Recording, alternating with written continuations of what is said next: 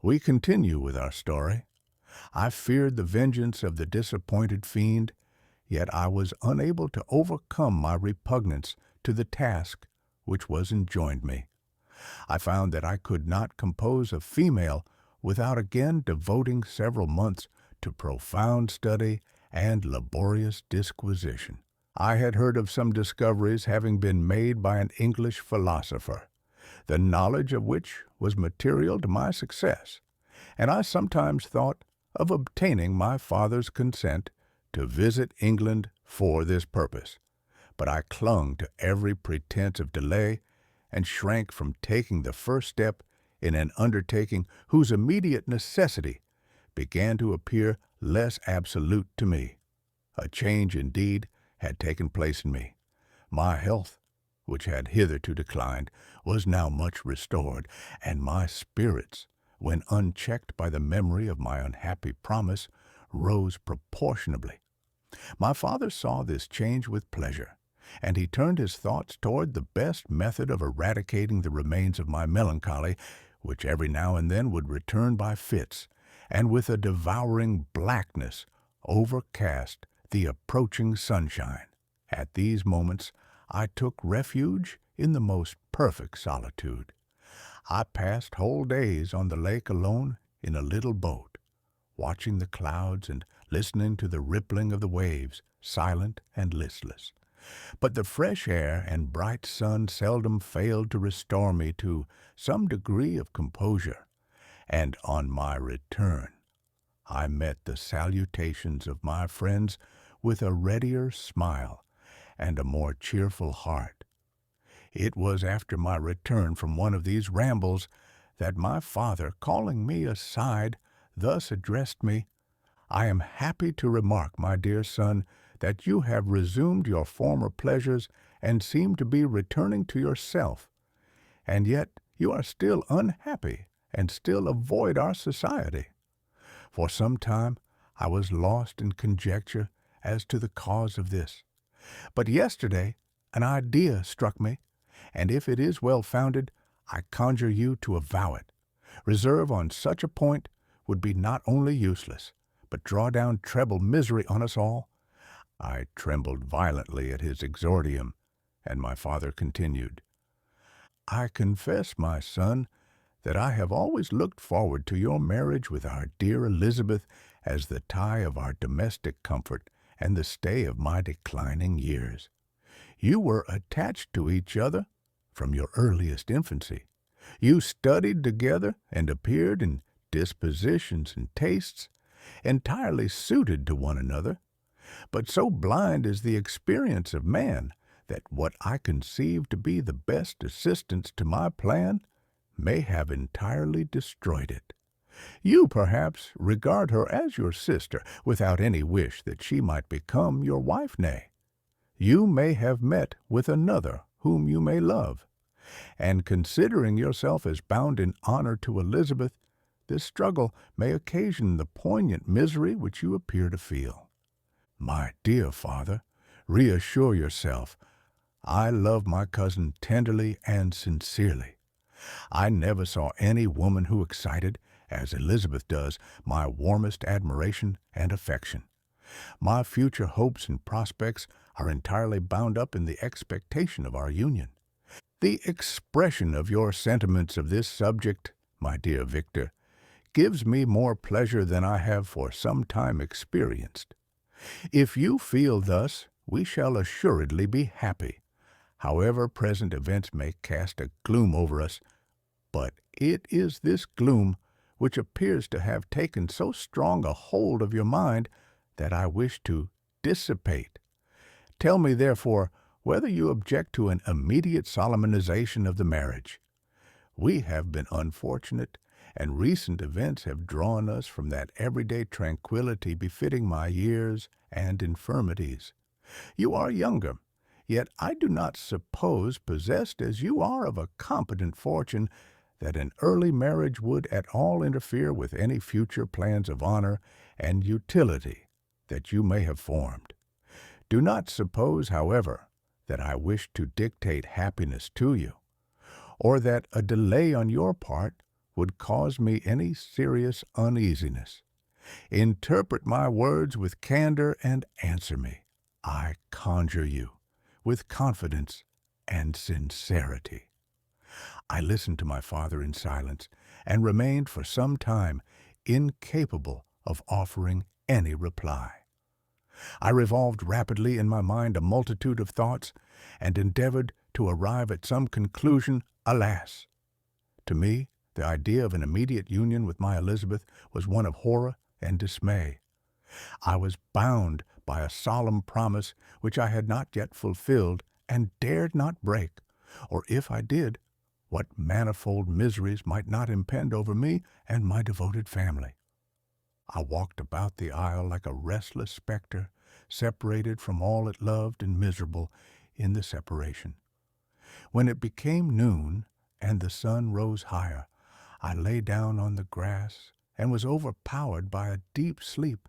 I had been awake the whole of the preceding night. My nerves were agitated and my eyes inflamed by watching and misery. The sleep into which I now sank refreshed me, and when I awoke, I again felt as if I belonged to a race of human beings like myself, and I began to reflect upon what had passed with greater composure. Yet still the words of the fiend rang in my ears like a death knell. They appeared like a dream, yet distinct and oppressive as a reality.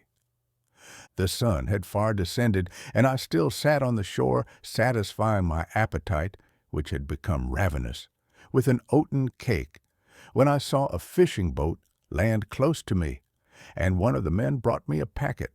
It contained letters from Geneva, and one from Clerval, entreating me to join him. He said that he was wearing away his time fruitlessly where he was, that letters from the friends he had formed in London desired his return to complete the negotiation they had entered into for his Indian enterprise. He could not any longer delay his departure, but as his journey to London might be followed, even sooner than he now conjectured, by his longer voyage, he entreated me to bestow as much of my society on him as I could spare. He besought me, therefore, to leave my solitary isle and to meet him at Perth, that we might proceed southwards together. This letter in a degree recalled me to life, and I determined to quit my island at the expiration of 2 days.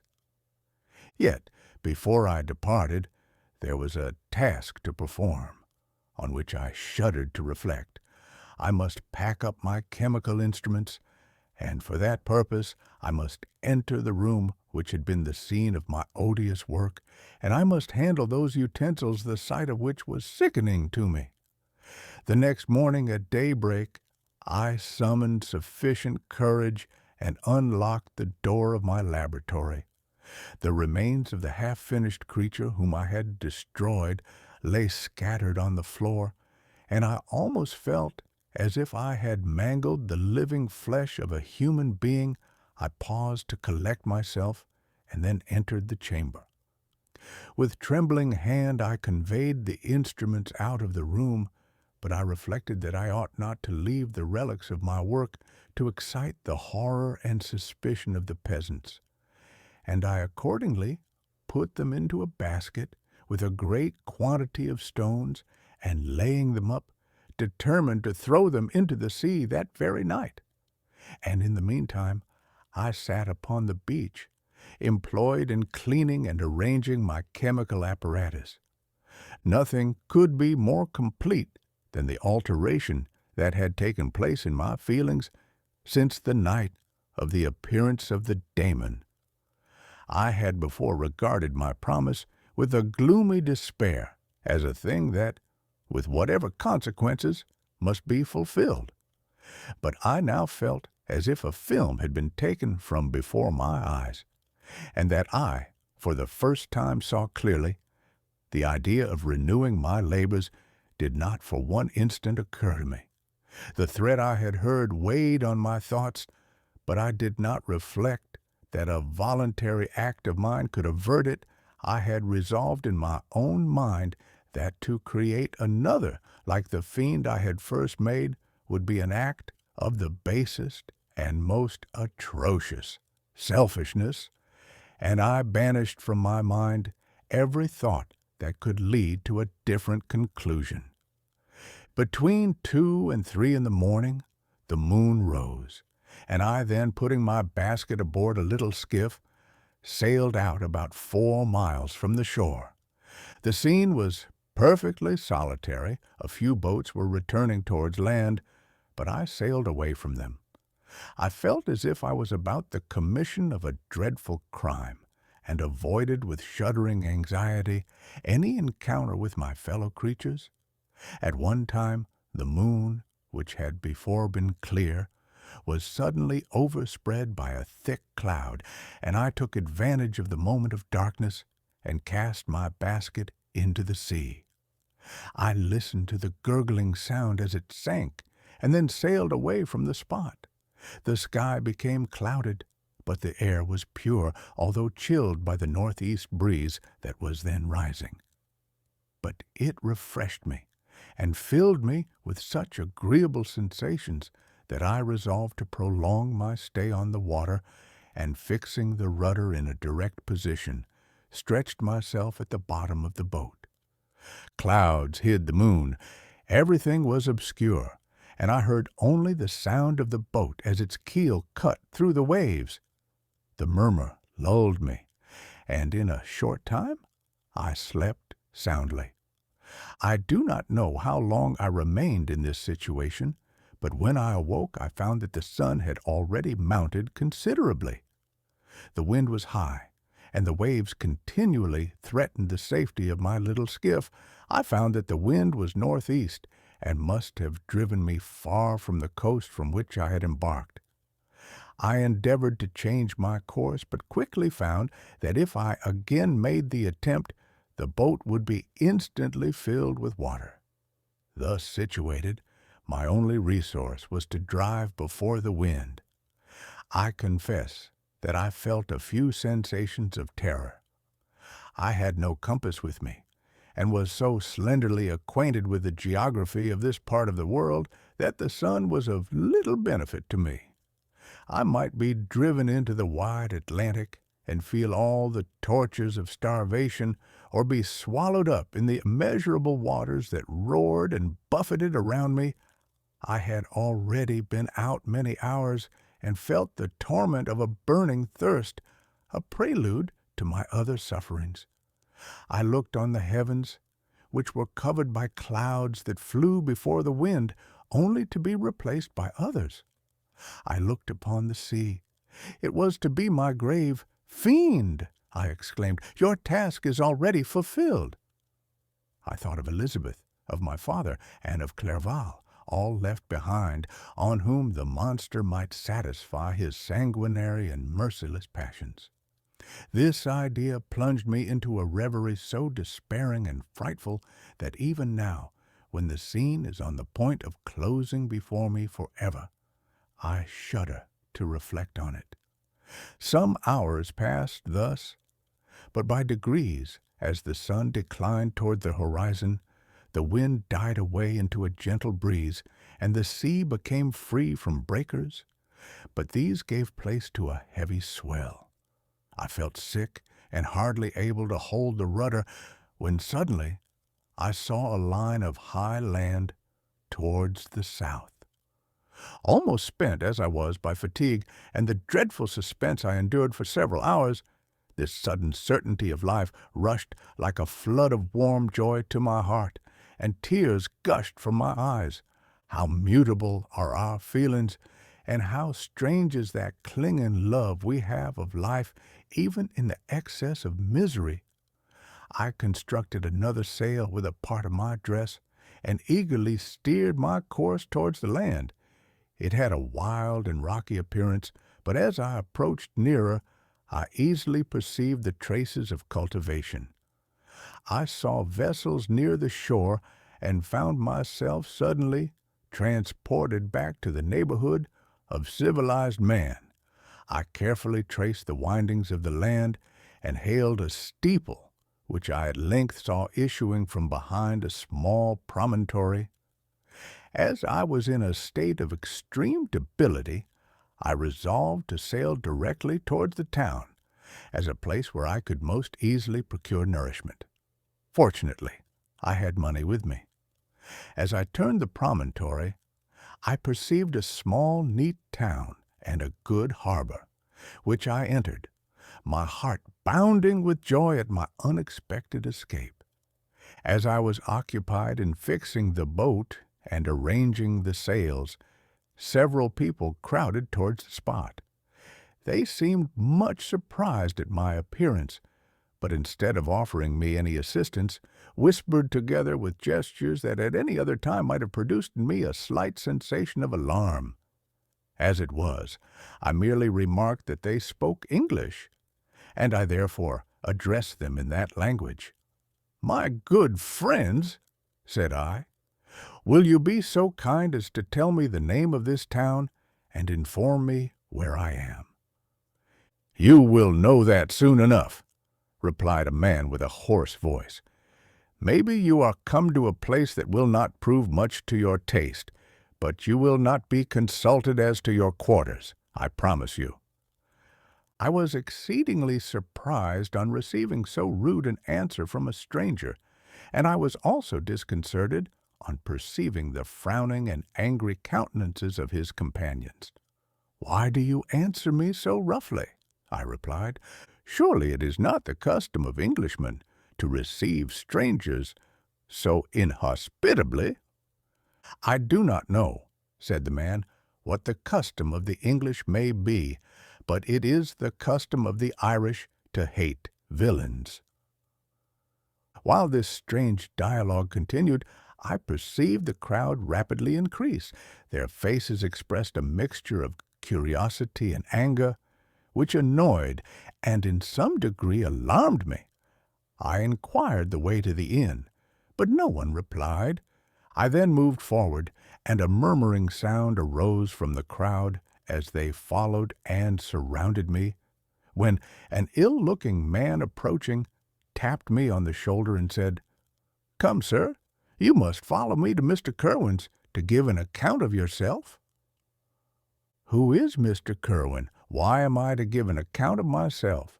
Is not this a free country?" "Aye, sir, free enough for honest folks. Mr. Kerwin is a magistrate, and you are to give an account of the death of a gentleman who was found murdered here last night." This answer startled me, but I presently recovered myself. I was innocent. That could easily be proved. Accordingly, I followed my conductor in silence and was led to one of the best houses in the town. I was ready to sink from fatigue and hunger, but being surrounded by a crowd, I thought it politic to rouse all my strength, that no physical debility might be construed into apprehension or conscious guilt. Little did I then expect the calamity that was in a few moments to overwhelm me and extinguish in horror and despair all fear of ignominy or death. I must pause here, for it requires all my fortitude to recall the memory of the frightful events which I am about to relate in proper detail to my recollection. Chapter 21. I was soon introduced into the presence of the magistrate, an old benevolent man with calm and mild manners. He looked upon me, however, with some degree of severity, and then turning toward my conductors, he asked who appeared as witnesses on this occasion. About half a dozen men came forward, and one being selected by the magistrate, he deposed that he had been out fishing the night before with his son and brother-in-law, Daniel Nugent, when, about 10 o'clock, they observed a strong northerly blast rising, and they accordingly put in for port. It was a very dark night, as the moon had not yet risen. They did not land at the harbor, but as they had been accustomed, at a creek about 2 miles below. He walked on first, carrying a part of the fishing tackle, and his companions followed him at some distance. As he was proceeding along the sands, he struck his foot against something and fell at his length on the ground. His companions came up to assist him, and by the light of their lantern they found that he had fallen on the body of a man who was to all appearance dead. Their first supposition was that it was the corpse of some person who had been drowned and was thrown on shore by the waves. But on examination they found that the clothes were not wet, and even that the body was not then cold. They instantly carried it to the cottage of an old woman near the spot and endeavored, but in vain, to restore it to life. It appeared to be a handsome young man. About 25 years of age, he had apparently been strangled, for there was no sign of any violence except the black mark of fingers on his neck. The first part of this deposition did not in the least interest me, but when the mark of the fingers was mentioned, I remembered the murder of my brother, and felt myself extremely agitated. My limbs trembled, and a mist came over my eyes, which obliged me to lean on a chair for support. The magistrate observed me with a keen eye, and of course drew an unfavorable augury from my manner. The son confirmed his father's account, but when Daniel Nugent was called, he swore positively that just before the fall of his companion, he saw a boat with a single man in it at a short distance from the shore, and as far as he could judge by the light of a few stars, it was the same boat in which I had just landed. A woman deposed that she lived near the beach and was standing at the door of her cottage, waiting for the return of the fisherman, about an hour before she heard of the discovery of the body, when she saw a boat with only one man in it push off from that part of the shore where the corpse was afterwards found. Another woman confirmed the account of the fisherman having brought the body into her house. It was not cold. They put it into a bed and rubbed it, and Daniel went to the town for an apothecary, but life was quite gone. Several other men were examined concerning my landing, and they agreed that, with the strong north wind that had arisen during the night, it was very probable that I had beaten about for many hours and had been obliged to return nearly to the same spot from which I had departed. Besides, they observed that it appeared that I had brought the body from another place, and it was likely that as I did not appear to know the shore, I might have put into the harbor ignorant of the distance of the town from the place where I had deposited the corpse. Mr. Kerwin, on hearing this evidence, desired that I should be taken into the room where the body lay for interment, that it might be observed what effect the sight of it would produce upon me. This idea was probably suggested by the extreme agitation I had exhibited when the mode of the murder had been described. I was accordingly conducted by the magistrate and several other persons to the inn. I could not help being struck by the strange coincidences that had taken place during this eventful night, but knowing that I had been conversing with several persons in the island I had inhabited about the time that the body had been found, I was perfectly tranquil as to the consequences of the affair. I entered the room where the corpse lay, and was led up to the coffin. How can I describe my sensations on beholding it? I feel yet parched with horror, nor can I reflect on that terrible moment without shuddering and agony. The examination, the presence of the magistrate and witnesses, passed like a dream from my memory when I saw the lifeless form of Henry Clerval stretched before me. I gasped for breath, and throwing myself on the body, I exclaimed, "Have my murderous machinations deprived you also, my dearest Henry, of life? 2 I have already destroyed. Other victims await their destiny, but you, Clerval, my friend, my benefactor. The human frame could no longer support the agonies that I endured, and I was carried out of the room in strong convulsions. A fever succeeded to this. I lay for 2 months on the point of death. My ravings, as I afterwards heard, were frightful. I called myself the murderer of William, of Justine, and of Clerval.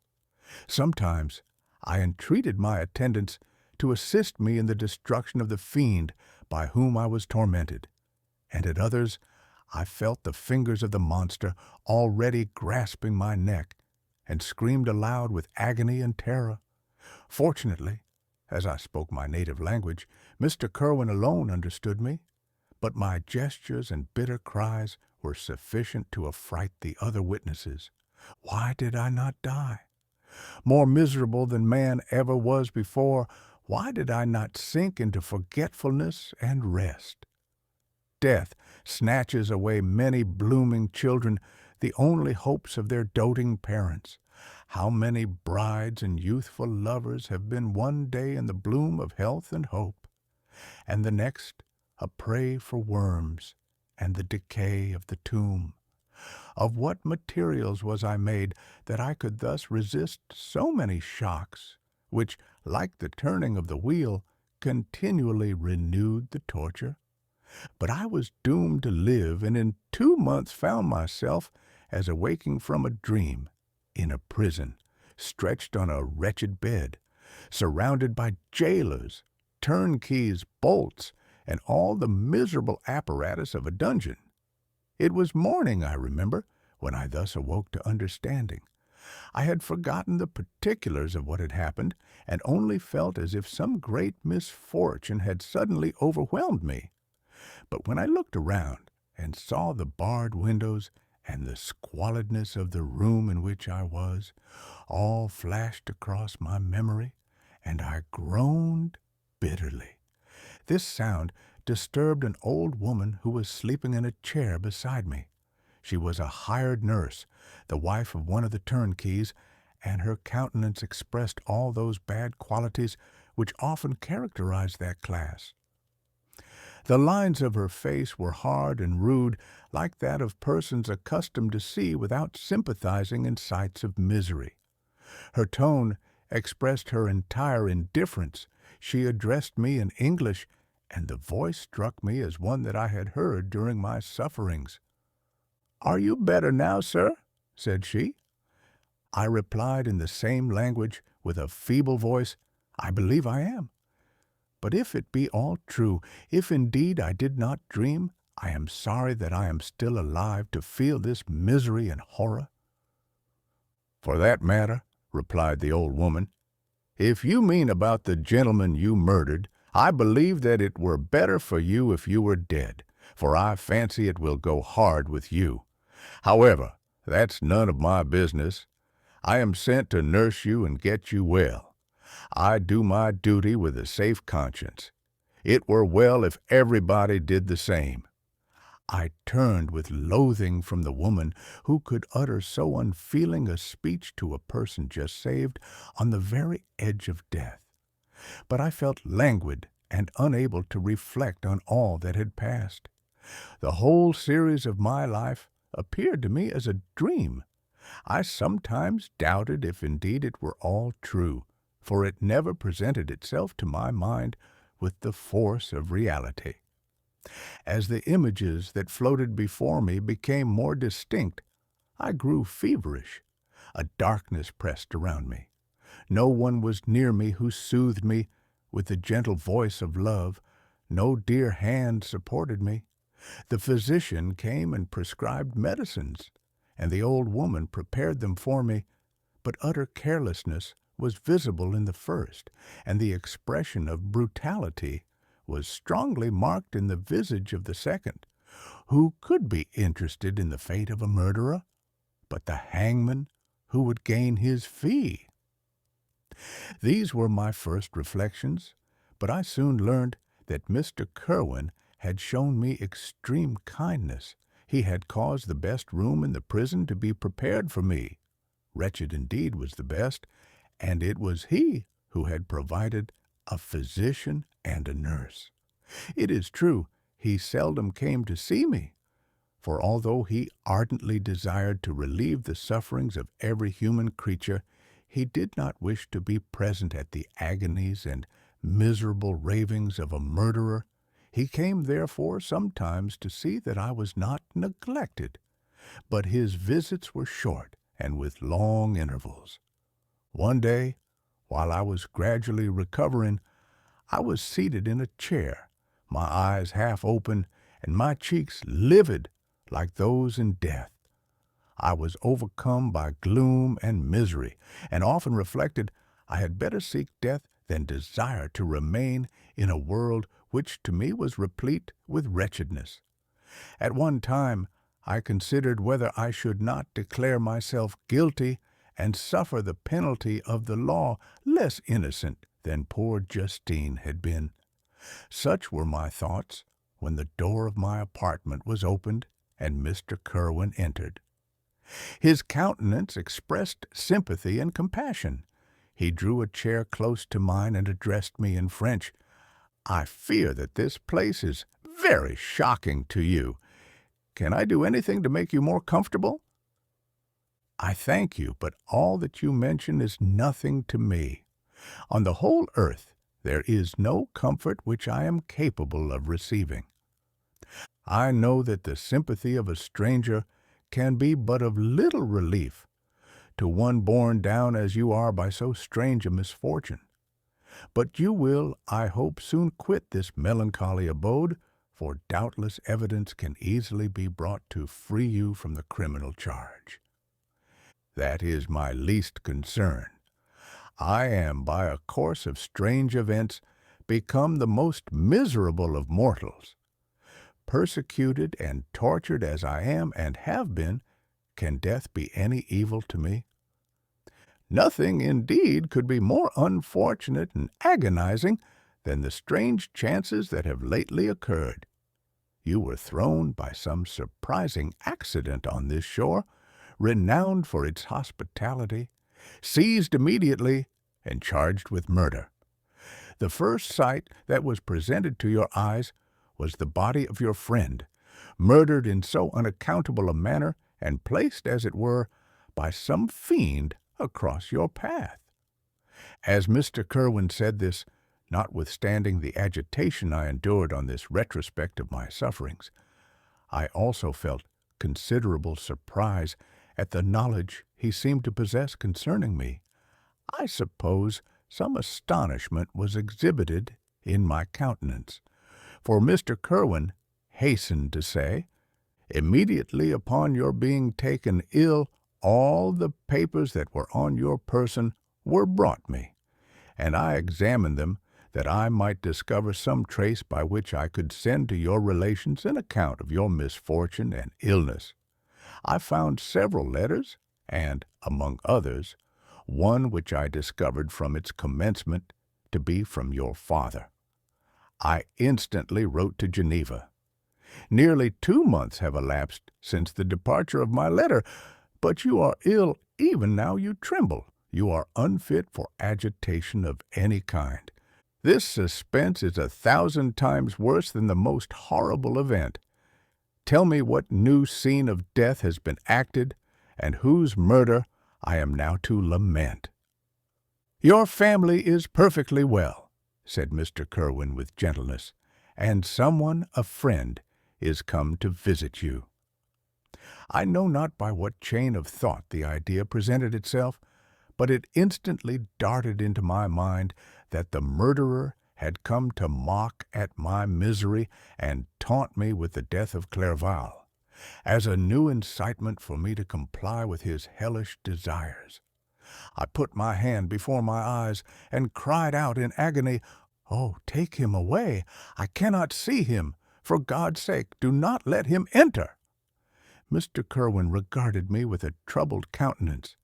He could not help regarding my exclamation as a presumption of my guilt, and said, in rather a severe tone, "I should have thought, young man, that the presence of your father would have been welcome instead of inspiring such violent repugnance.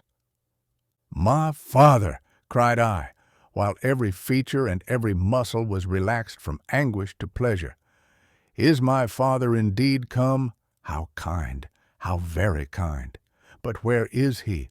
Why does he not hasten to me?" My change of manner surprised and pleased the magistrate. Perhaps he thought that my former exclamation was a momentary return of delirium, and now he instantly resumed his former benevolence.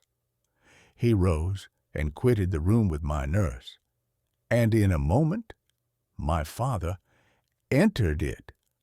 Nothing at this moment could have given me greater pleasure than the arrival of my father. I stretched out my hand to him and cried, "Are you then safe, and Elizabeth, and Ernest?"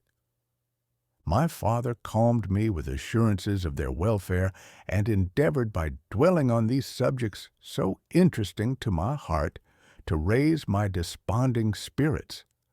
But he soon felt that a prison cannot be the abode of cheerfulness. "What a place is this that you inhabit, my son?" said he, looking mournfully at the barred windows and wretched appearance of the room. "You traveled to seek happiness, but a fatality seems to pursue you. And poor Clerval!" The name of my unfortunate and murdered friend was an agitation too great to be endured in my weak state. I shed tears. "Alas, yes, my father," replied I. "Some destiny of the most horrible kind hangs over me, and I must live to fulfill it, or surely I should have died on the coffin of Henry." We were not allowed to converse for any length of time, for the precarious state of my health rendered every precaution necessary that could ensure tranquillity. Mr. Kerwin came in and insisted that my strength should not be exhausted by too much exertion, but the appearance of my father was to me like that of my good angel, and I gradually recovered my health. As my sickness quitted me, I was absorbed by a gloomy and black melancholy that nothing could dissipate. The image of Clerval was forever before me, ghastly and murdered.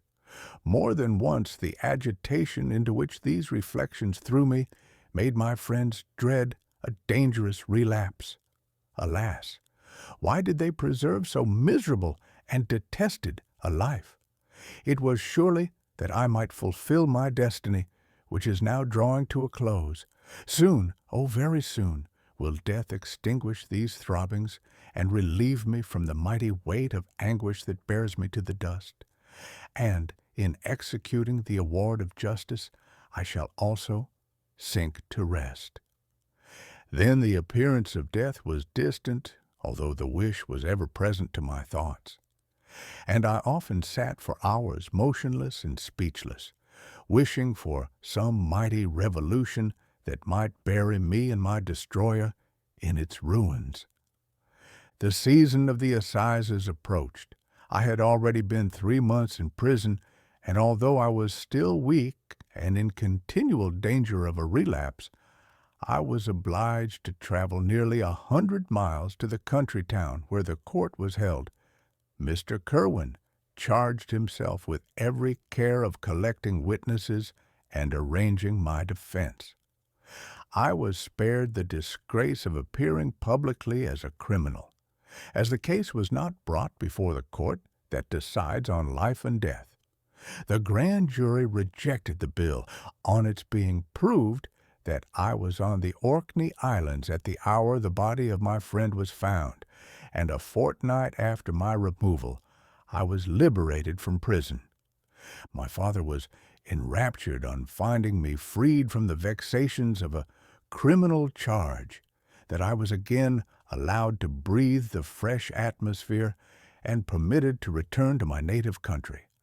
I did not participate in these feelings, for to me the walls of a dungeon or a palace were alike hateful. The cup of life was poisoned forever, and although the sun shone upon me, as upon the happy and gay of heart, I saw around me nothing but a dense and frightful darkness, penetrated by no light but the glimmer of two eyes that glared upon me. Could I enter into a festival with this deadly weight yet hanging round my neck and bowing me to the ground? I must perform my engagement and let the monster depart with his mate before I allowed myself to enjoy the delight of a union from which I expected peace. I remembered also the necessity imposed upon me of either journeying to England or entering into a long correspondence with those philosophers of that country whose knowledge and discoveries were of indispensable use to me in my present undertaking. The latter method of obtaining the desired intelligence was dilatory and unsatisfactory. Besides, I had an insurmountable aversion to the idea of engaging myself in my loathsome task in my father's house, while in habits of familiar intercourse with those I loved. I knew that 1,000 fearful accidents might occur, the slightest of which would disclose a tale to thrill all connected with me with horror. I was aware also that I should often lose all self-command, all capacity of hiding the harrowing sensations that would possess me during the progress of my unearthly occupation. I must absent myself from all I loved while thus employed. Once commenced, it would quickly be achieved, and I might be restored to my family in peace and happiness. My promise fulfilled, the monster would depart forever. Or, so my fond fancy imaged, some accident might meanwhile occur to destroy him and put an end to my slavery forever. These feelings dictated my answer to my father. I expressed a wish to visit England, but concealing the true reasons of this request, I clothed my desires under a guise which excited no suspicion, while I urged my desire with an earnestness that easily induced my father to comply. After so long a period of an absorbing melancholy that resembled madness in its intensity and effects, he was glad to find that I was capable of taking pleasure in the idea of such a journey, and he hoped that change of scene and varied amusement would, before my return, have restored me entirely to myself. The duration of my absence was left to my own choice. A few months, or at most a year, was the period contemplated. One paternal kind precaution he had taken to ensure my having a companion. Without previously communicating with me, he had, in concert with Elizabeth, arranged that Clerval should join me at Strasbourg. This interfered with the solitude I coveted for the prosecution of my task. Yet, at the commencement of my journey, the presence of my friend could in no way be an impediment, and truly I rejoiced that thus I should be saved many hours of lonely, maddening reflection. Nay, Henry might stand between me and the intrusion of my foe. If I were alone, would he not at times force his abhorred presence on me to remind me of my task or to contemplate its progress? To England, therefore, I was bound, and it was understood that my union with Elizabeth should take place immediately on my return. My father's age rendered him extremely averse to delay. For myself, there was one reward I promised myself from my detested toils, one consolation for my unparalleled sufferings. It was the prospect of that day when, enfranchised from my miserable slavery, I might claim Elizabeth and forget the past in my union with her. I now made arrangements for my journey, but one feeling haunted me, which filled me with fear and agitation. During my absence, I should leave my friends unconscious of the existence of their enemy and unprotected from his attacks, exasperated as he might be by my departure, but he had promised to follow me wherever I might go, and would he not accompany me to England? This imagination was dreadful in itself, but soothing inasmuch as it supposed the safety of my friends. I was agonized with the idea of the possibility that the reverse of this might happen. But through the whole period during which I was the slave of my creature, I allowed myself to be governed by the impulses of the moment, and my present sensations strongly intimated that the fiend would follow me and exempt my family from the danger of his machinations. It was in the latter end of September that I again quitted my native country. My journey had been my own suggestion, and Elizabeth therefore acquiesced, but she was filled with disquiet at the idea of my suffering away from her the inroads of misery and grief. It had been her care which provided me a companion in Clerval, and yet a man is blind to 1,000 minute circumstances which call forth a woman's sedulous attention. She longed to bid me hasten my return. 1,000 conflicting emotions rendered her mute as she bade me a tearful, silent farewell. I threw myself into the carriage that was to convey me away, hardly knowing whither I was going, and careless of what was passing around. I remembered only, and it was with a bitter anguish that I reflected on it, to order that my chemical instruments should be packed to go with me. Filled with dreary imaginations, I passed through many beautiful and majestic scenes, but my eyes were fixed and unobserving. I could only think of the bourne of my travels and the work which was to occupy me whilst they endured. After some days spent in listless indolence, during which I traversed many leagues, I arrived at Strasbourg, where I waited 2 days for Clerval, who came. Alas, how great was the contrast between us! He was alive to every new scene, joyful when he saw the beauties of the setting sun, and more happy when he beheld it rise and recommence a new day. He pointed out to me the shifting colors of the landscape and the appearances of the sky. "This is what it is to live," he cried. "Now I enjoy existence. But you, my dear Frankenstein, wherefore are you desponding and sorrowful?" In truth, I was occupied by gloomy thoughts, and neither saw the descent of the evening star nor the golden sunrise reflected in the Rhine. And you, my friend, would be far more amused with the journal of Clerval, who observed the scenery with an eye of feeling and delight, than in listening to my reflections, I, a miserable wretch, haunted by a curse that shut up every avenue to enjoyment. We had agreed to descend the Rhine in a boat from Strasbourg to Rotterdam, whence we might take shipping for London. During this voyage we passed many willowy islands and saw several beautiful towns. We stayed a day at Mannheim, and on the 5th, from our departure from Strasbourg, arrived at Mainz. The course of the Rhine below Mainz becomes much more picturesque. The river descends rapidly and winds between hills, not high, but steep, and of beautiful forms. We saw many ruined castles standing on the edges of precipices, surrounded by black woods, high and inaccessible. This part of the Rhine, indeed, presents a singularly variegated landscape. In one spot you view rugged hills, ruined castles overlooking tremendous precipices, with the dark Rhine rushing beneath, and on the sudden turn of a promontory, flourishing vineyards with green sloping banks, and a meandering river and populous towns occupy the scene. We traveled at the time of the vintage and heard the song of the laborers as we glided down the stream.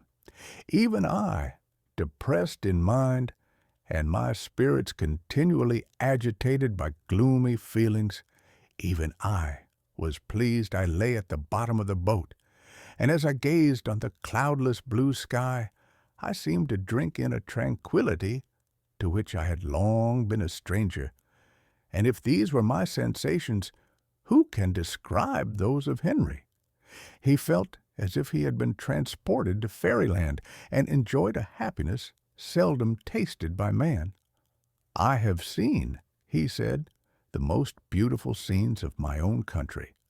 I have visited the lakes of Lucerne and Uri, where the snowy mountains descend almost perpendicularly to the water, casting black and impenetrable shades which would cause a gloomy and mournful appearance were it not for the most verdant islands that relieve the eye by their gay appearance. I have seen this lake agitated by a tempest, when the wind tore up whirlwinds of water and gave you an idea of what the waterspout must be on the great ocean, and the waves dash with fury the base of the mountain, where the priest and his mistress were overwhelmed by an avalanche, and where their dying voices are still said to be heard amid the pauses of the nightly wind. I have seen the mountains of La Valais and the Pays de Vaud, but this country, Victor, pleases me more than all those wonders. The mountains of Switzerland are more majestic and strange, but there is a charm in the banks of this divine river that I never before saw equaled. Look at that castle which overhangs yon precipice, and that also on the island almost concealed amongst the foliage of those lovely trees. And now that group of laborers coming from among their vines, and that village half hid in the recess of the mountain. Oh, surely the spirit that inhabits and guards this place has a soul more in harmony with man than those who pile the glacier or retire to the inaccessible peaks of the mountains of our own country. Clerval, beloved friend, even now it delights me to record your words and to dwell on the praise of which you are so eminently deserving. He was a being formed in the very poetry of nature. His wild and enthusiastic imagination was chastened by the sensibility of his heart. His soul overflowed with ardent affections, and his friendship was of that devoted and wondrous nature that the worldly minded teach us to look for only in the imagination, but even human sympathies were not sufficient to satisfy his eager mind. The scenery of external nature, which others regard only with admiration, he loved with ardor. The sounding cataract haunted him like a passion. The tall rock, the mountain, and the deep and gloomy wood, their colors and their forms, were then to him an appetite, a feeling, and a love that had no need of a remoter charm by thought supplied, or any interest unborrowed from the eye. Wordsworth's Tintern Abbey. And where does he now exist? Is this gentle and lovely being lost forever? Has this mind, so replete with ideas, imaginations fanciful and magnificent, which formed a world whose existence depended on the life of its creator, has this mind perished? Does it now only exist in my memory? No, it is not thus. Your form, so divinely wrought and beaming with beauty, has decayed, but your spirit still visits and consoles your unhappy friend. Pardon this gush of sorrow. These ineffectual words are but a slight tribute to the unexampled worth of Henry, but they soothe my heart. Overflowing with the anguish which his remembrance creates, I will proceed with my tale. Beyond Cologne, we descended to the plains of Holland, and we resolved to post the remainder of our way, for the wind was contrary, and the stream of the river was too gentle to aid us.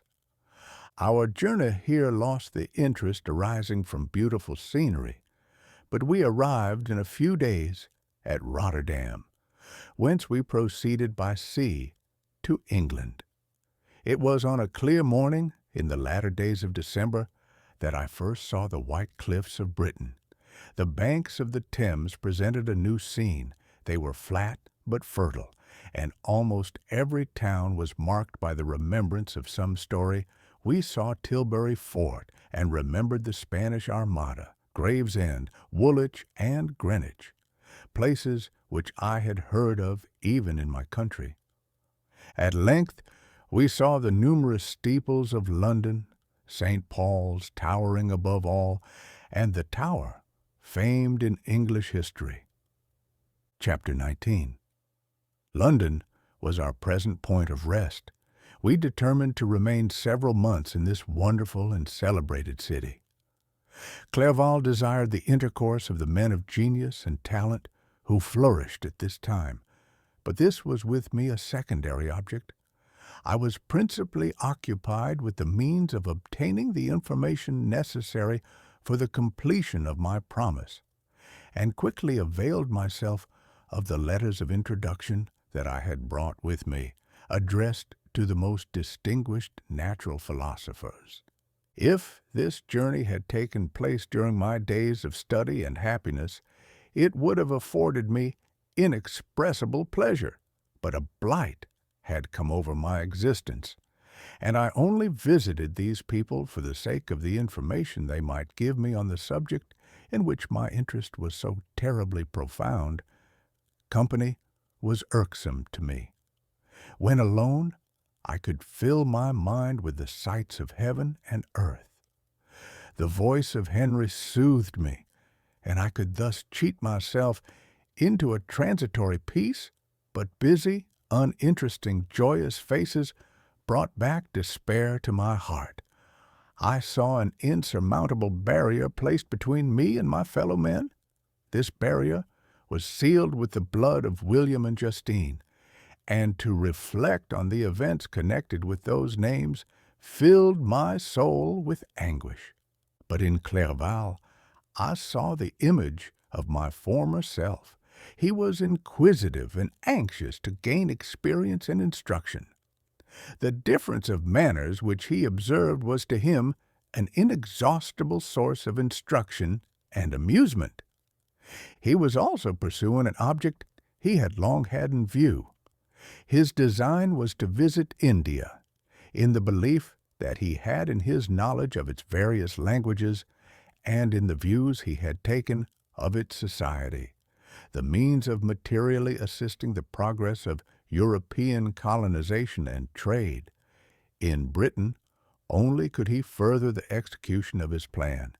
He was forever busy, and the only check to his enjoyments was my sorrowful and dejected mind. I tried to conceal this as much as possible, that I might not debar him from the pleasures natural to one who was entering on a new scene of life, undisturbed by any care or bitter recollection.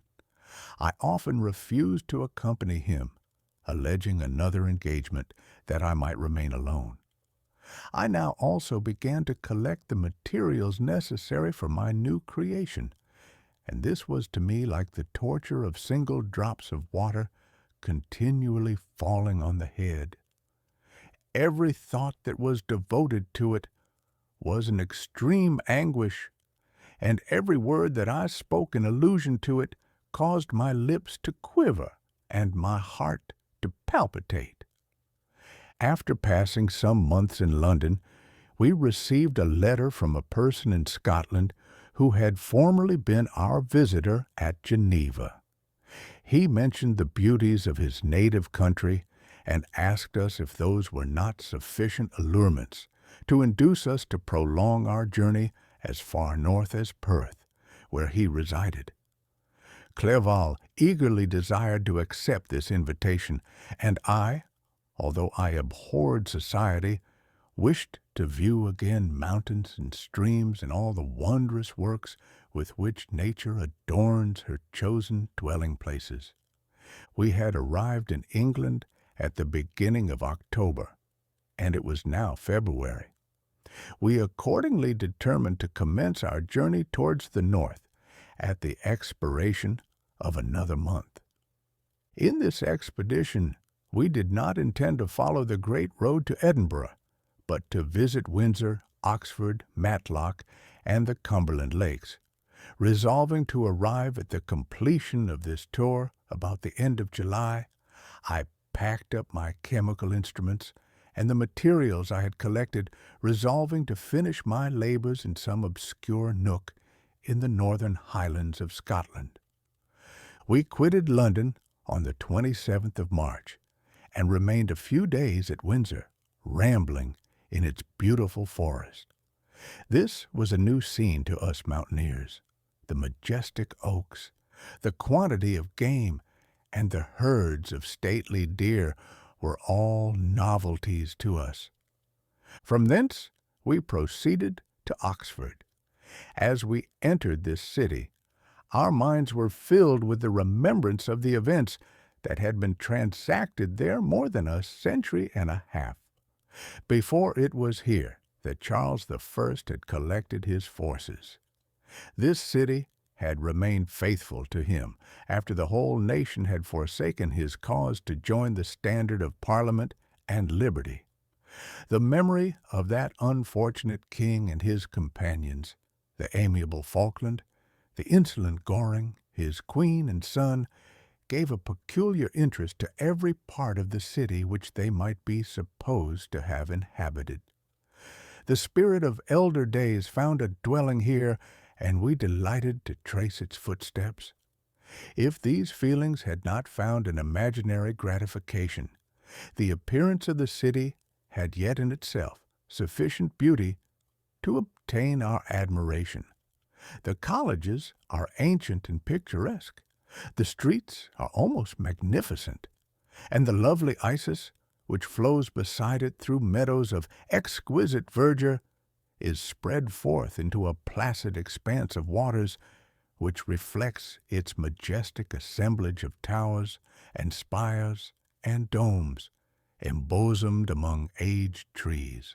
I enjoyed this scene, and yet my enjoyment was embittered both by the memory of the past and the anticipation of the future. I was formed for peaceful happiness.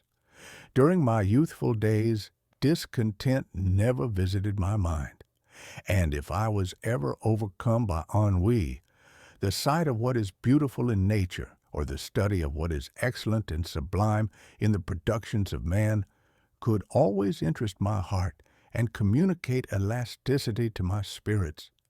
But I am a blasted tree. The bolt has entered my soul, and I felt then that I should survive to exhibit what I shall soon cease to be, a miserable spectacle of wrecked humanity, pitiable to others and intolerable to myself. We passed a considerable period at Oxford, rambling among its environs and endeavoring to identify every spot which might relate to the most animating epoch of English history. Our little voyages of discovery were often prolonged by the successive objects that presented themselves. We visited the tomb of the illustrious Hampden and the field on which that patriot fell. For a moment, my soul was elevated from its debasing and miserable fears to contemplate the divine ideas of liberty and self-sacrifice of which these sites were the monuments and the remembrances. For an instant, I dared to shake off my chains and look around me with a free and lofty spirit, but the iron had eaten into my flesh, and I sank again, trembling and hopeless, into my miserable self. We left Oxford with regret and proceeded to Matlock, which was our next place of rest. The country in the neighborhood of this village resembled, to a greater degree, the scenery of Switzerland, but everything is on a lower scale, and the green hills want the crown of distant white Alps, which always attend on the piney mountains of my native country.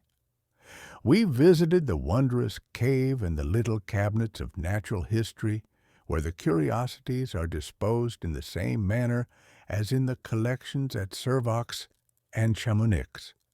The latter name made me tremble when pronounced by Henry, and I hastened to quit Matlock, with which that terrible scene was thus associated. From Derby, still journeying northwards, we passed 2 months in Cumberland and Westmoreland. I could now almost fancy myself among the Swiss mountains. The little patches of snow which yet lingered on the northern sides of the mountains, the lakes, and the dashing of the rocky streams were all familiar and dear sights to me. Here also we made some acquaintances, who almost contrived to cheat me into happiness. The delight of Clerval was proportionably greater than mine. His mind expanded in the company of men of talent, and he found in his own nature greater capacities and resources than he could have imagined himself to have possessed while he associated with his inferiors. "I could pass my life here," said he to me, "and among these mountains I should scarcely regret Switzerland and the Rhine." But he found that a traveler's life is one that includes much pain amidst its enjoyments. His feelings are forever on the stretch, and when he begins to sink into repose, he finds himself obliged to quit that on which he rests in pleasure for something new, which again engages his attention, and which also he forsakes for other novelties.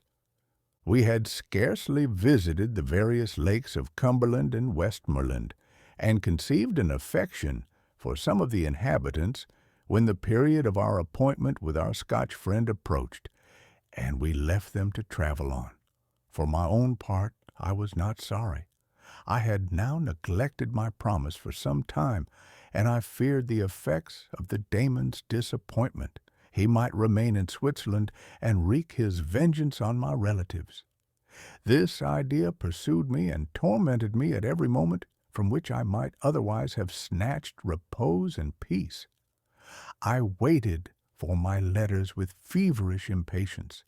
If they were delayed, I was miserable and overcome by 1,000 fears, and when they arrived and I saw the superscription of Elizabeth or my father, I hardly dared to read and ascertain my fate. Sometimes I thought that the fiend followed me and might expedite my remissness by murdering my companion. When these thoughts possessed me, I would not quit Henry for a moment, but followed him as his shadow to protect him from the fancied rage of his destroyer. I felt as if I had committed some great crime, the consciousness of which haunted me. I was guiltless, but I had indeed drawn down a horrible curse upon my head, as mortal as that of crime. I visited Edinburgh with languid eyes and mind, and yet that city might have interested the most unfortunate being. Clerval did not like it so well as Oxford, for the antiquity of the latter city was more pleasing to him. But the beauty and regularity of the new town of Edinburgh, its romantic castle and its environs, the most delightful in the world, Arthur's Seat, St. Bernard's Well, and the Pentland Hills, compensated him for the change and filled him with cheerfulness and admiration. But I was impatient to arrive at the termination of my journey. We left Edinburgh in a week, passing through Cupar, St. Andrews, and along the banks of the Tay to Perth, where our friend expected us. But I was in no mood to laugh and talk with strangers, or enter into their feelings or plans with the good humor expected from a guest. And accordingly, I told Clerval that I wished to make the tour of Scotland alone. "Do you," said I, "enjoy yourself, and let this be our rendezvous. I may be absent a month or two, but do not interfere with my motions, I entreat you. Leave me to peace and solitude for a short time, and when I return, I hope it will be with a lighter heart, more congenial to your own temper." Henry wished to dissuade me, but seeing me bent on this plan, ceased to remonstrate. He entreated me to write often. "I had rather be with you," he said, "in your solitary rambles, than with these Scotch people whom I do not know. Hasten, then, my dear friend, to return, that I may again feel myself somewhat at home, which I cannot do in your absence. Having parted from my friend, I determined to visit some remote spot of Scotland and finish my work. In solitude, I did not doubt, but that the monster followed me and would discover himself to me when I should have finished, that he might receive his companion. With this resolution, I traversed the northern highlands and fixed on one of the remotest of the Orkneys as the scene of my labors. It was a place fitted for such a work, being hardly more than a rock whose high sides were continually beaten upon by the waves. The soil was barren, scarcely affording pasture for a few miserable cows, and oatmeal for its inhabitants, which consisted of 5 persons whose gaunt and scraggy limbs gave tokens of their miserable fare. Vegetables and bread when they indulged in such luxuries, and even fresh water was to be procured from the mainland, which was about 5 miles distant. On the whole island there were but 3 miserable huts, and one of these was vacant when I arrived. This I hired. It contained but 2 rooms, and these exhibited all the squalidness of the most miserable penury. The thatch had fallen in, the walls were unplastered, and the door was off its hinges. I ordered it to be repaired, bought some furniture, and took possession, an incident which would doubtless have occasioned some surprise had not all the senses of the cottagers been benumbed by want and squalid poverty. As it was, I lived ungazed at and unmolested, hardly thanked for the pittance of food and clothes which I gave. So much does suffering blunt even the coarsest sensations of men. In this retreat I devoted the morning to labor, but in the evening, when the weather permitted, I walked on the stony beach of the sea to listen to the waves as they roared and dashed at my feet. It was a monotonous yet ever-changing scene.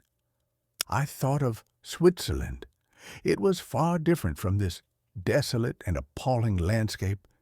Its hills are covered with vines, and its cottages are scattered thickly in the plains. Its fair lakes reflect a blue and gentle sky, and when troubled by the winds, their tumult is but as the play of a lively infant when compared to the roarings of the giant ocean. In this manner I distributed my occupations when I first arrived, but as I proceeded in my labor, it became every day more horrible and irksome to me. Sometimes I could not prevail on myself to enter my laboratory for several days, and at other times I toiled day and night in order to complete my work. It was indeed a filthy process in which I was engaged. During my first experiment, a kind of enthusiastic frenzy had blinded me to the horror of my employment. My mind was intently fixed on the consummation of my labor, and my eyes were shut to the horror of my proceedings. But now I went to it in cold blood, and my heart often sickened at the work of my hands. Thus situated, employed in the most detestable occupation, immersed in a solitude where nothing could for an instant call my attention from the actual scene in which I was engaged, my spirits became unequal. I grew restless and nervous. Every moment I feared to meet my persecutor. Sometimes I sat with my eyes fixed on the ground, fearing to raise them, lest they should encounter the object which I so much dreaded to behold. I feared to wander from the sight of my fellow creatures, lest when alone he should come to claim his companion. In the meantime I worked on, and my labor was already considerably advanced. I looked towards its completion with a tremulous and eager hope, which I dared not trust myself to question, but which was intermixed with obscure forebodings of evil that made my heart sicken in my bosom. Chapter 20. I sat one evening in my laboratory. The sun had set, and the moon was just rising from the sea.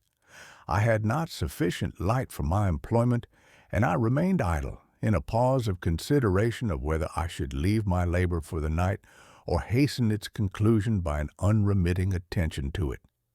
As I sat, a train of reflection occurred to me which led me to consider the effects of what I was now doing. 3 years before, I was engaged in the same manner and had created a fiend whose unparalleled barbarity had desolated my heart and filled it forever with the bitterest remorse. I was now about to form another being of whose dispositions I was alike ignorant. She might become 10,000 times more malignant than her mate and delight, for its own sake, in murder and wretchedness. He had sworn to quit the neighborhood of man and hide himself in deserts. But she had not. And she, who in all probability was to become a thinking and reasoning animal, might refuse to comply with a compact made before her creation. They might even hate each other. The creature who already lived loathed his own deformity, and might he not conceive a greater abhorrence for it when it came before his eyes in the female form? She also might turn with disgust from him to the superior beauty of man. She might quit him, and he be again alone, exasperated by the fresh provocation of being deserted by one of his own species. Even if they were to leave Europe and inhabit the deserts of the New World, yet one of the first results of those sympathies for which the daemon thirsted would be children, and a race of devils would be propagated upon the earth who might make the very existence of the species of man a condition precarious and full of terror. Had I right, for my own benefit, to inflict this curse upon everlasting generations? I had before been moved by the sophisms of the being I had created. I had been struck senseless by his fiendish threats. But now, for the first time, the wickedness of my promise burst upon me. I shuddered to think that future ages might curse me as their pest, whose selfishness had not hesitated to buy its own peace at the price, perhaps, of the existence of the whole human race. I trembled, and my heart failed within me, when, on looking up, I saw by the light of the moon the daemon at the casement. A ghastly grin wrinkled his lips as he gazed on me, where I sat fulfilling the task which he had allotted to me. Yes, he had followed me in my travels. He had loitered in forests, hid himself in caves, or taken refuge in wide and desert heaths, and he now came to mark my progress and claim the fulfillment of my promise. As I looked on him, his countenance expressed the utmost extent of malice and treachery. I thought with a sensation of madness on my promise of creating another like to him, and trembling with passion, tore to pieces the thing on which I was engaged. The wretch saw me destroy the creature on whose future existence he depended for happiness, and with a howl of devilish despair and revenge withdrew. I left the room, and locking the door, made a solemn vow in my own heart never to resume my labors, and then, with trembling steps, I sought my own apartment. I was alone. None were near me to dissipate the gloom and relieve me from the sickening oppression of the most terrible reveries. Several hours passed, and I remained near my window gazing on the sea. It was almost motionless, for the winds were hushed, and all nature reposed under the eye of the quiet moon. A few fishing vessels alone specked the water, and now and then the gentle breeze wafted the sound of voices. As the fishermen called to one another, I felt the silence, although I was hardly conscious of its extreme profundity, until my ear was suddenly arrested by the paddling of oars near the shore, and a person landed close to my house. In a few minutes after, I heard the creaking of my door as if someone endeavored to open it softly. I trembled from head to foot. I felt a presentiment of who it was, and wished to rouse one of the peasants who dwelt in a cottage not far from mine, but I was overcome by the sensation of helplessness, so often felt in frightful dreams when you in vain endeavored to fly from an impending danger, and was rooted to the spot. Presently I heard the sound of footsteps along the passage. The door opened, and the wretch whom I dreaded appeared. Shutting the door, he approached me and said in a smothered voice, "You have destroyed the work which you began. What is it that you intend? Do you dare to break your promise? I have endured toil and misery. I left Switzerland with you. I crept along the shores of the Rhine, among its willow islands, and over the summits of its hills.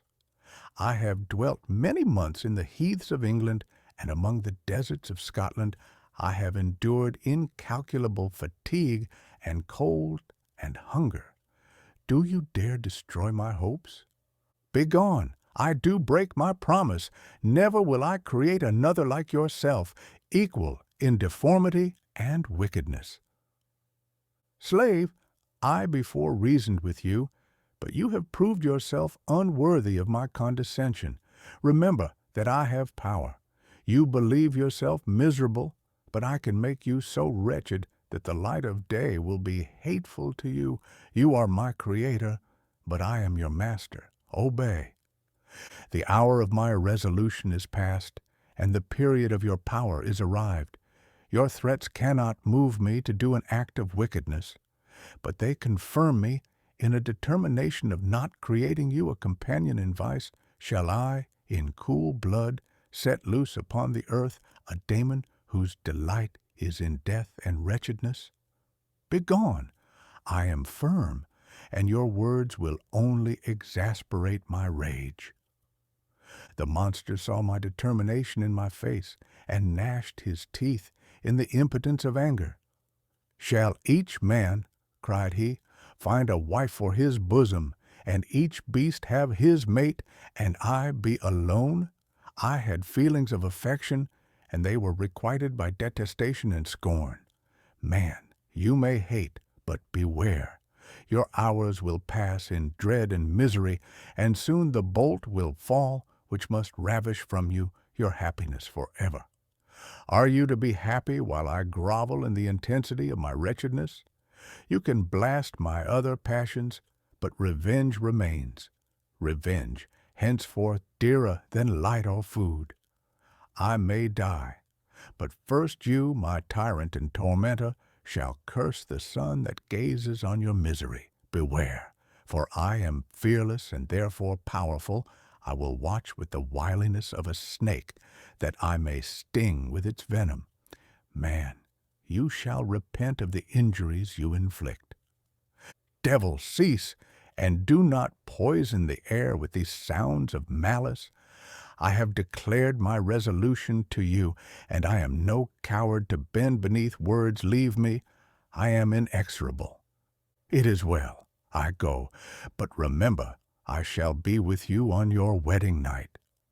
I started forward and exclaimed, Villain, before you sign my death warrant, be sure that you are yourself safe.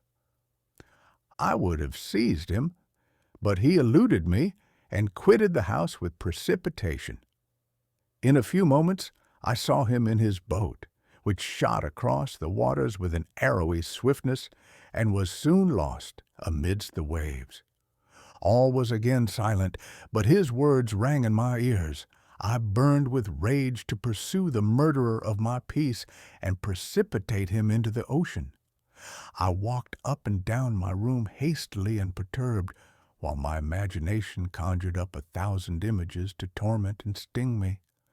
Why had I not followed him and closed with him in mortal strife? But I had suffered him to depart, and he had directed his course towards the mainland.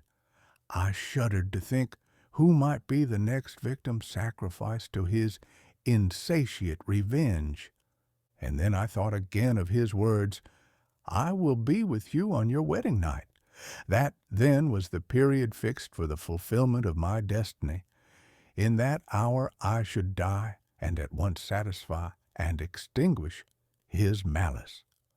The prospect did not move me to fear, yet when I thought of my beloved Elizabeth, of her tears and endless sorrow, when she should find her lover so barbarously snatched from her, tears, the first I had shed for many months, streamed from my eyes, and I resolved not to fall before my enemy without a bitter struggle.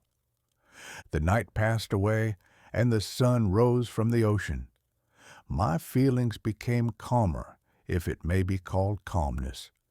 When the violence of rage sinks into the depths of despair, I left the house, the horrid scene of the last night's contention, and walked on the beach of the sea, which I almost regarded as an insuperable barrier between me and my fellow creatures.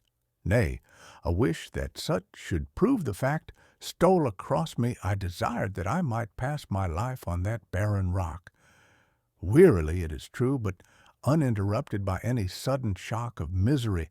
If I returned, it was to be sacrificed, or to see those whom I most loved die under the grasp of a demon whom I had myself created. Thank you for listening to this part of Frankenstein. To keep following the story, make sure you watch the next episode where we continue exploring this dark and captivating world. Your support matters. Subscribe and turn on notifications so you don't miss the upcoming parts. See you in the next chapter.